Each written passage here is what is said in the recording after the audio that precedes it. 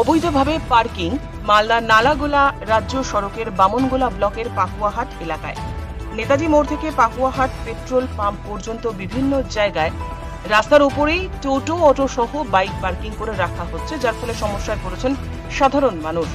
এ বিষয়ে বাস চালকেরা জানান, মালদার এই অংশে অবৈধভাবে টোটো, অটো পার্কিং করে যাত্রী তোলা হয়।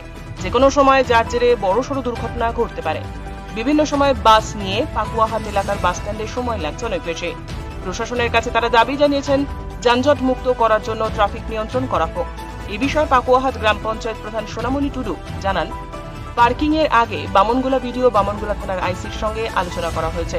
যত শীঘ্র সম্ভব উপযুক্ত ব্যবস্থা নেওয়া হবে। দেখা যাচ্ছে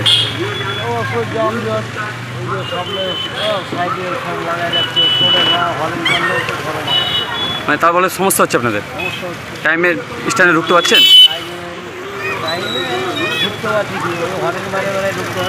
অনেক অনেক সমস্যা হচ্ছে। তা আপনারা কি চাইছেন এখন? ভালো পরিষ্কার করে দিলে ভালো হতো। প্রশাসনের কাছে দাবি রাখছেন? হ্যাঁ, পরিষ্কার করে দিলে ভালো হতো, আমাদেরও দাঁড়াতে সুবিধা হতো। অটোগুলোতে বেশি ভেজাল করছে। আপনার কোন গাড়ি চালাচ্ছেন আপনার? বাস। বাস ড্রাইভার, আপনার নাম? কি বলবেন, কি ব্যবস্থা নেওয়া হচ্ছে প্রশাসনের তরফ থেকে? আমাদের ব্লক লেভেল থেকে আমাদেরকে জানানো হয়েছিল, আমাদের সেবা করার জন্য আমাদেরকে মিটিং ডাকা হয়েছিল।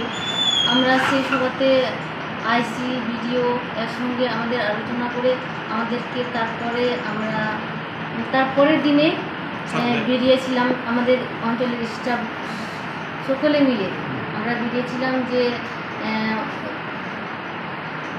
অবৈধভাবে পাশে যে দোকানগুলো রয়েছে, ফুটপাত হোকার দোকান, হোকার দোকানগুলো, ওগুলো ভেন্ডার, আমাদের সেন্টিভিটি ক্লাব, মিনি হসপিটাল থেকে 12 মাইল পর্যন্ত আমাদের ভিজিট হয়েছে।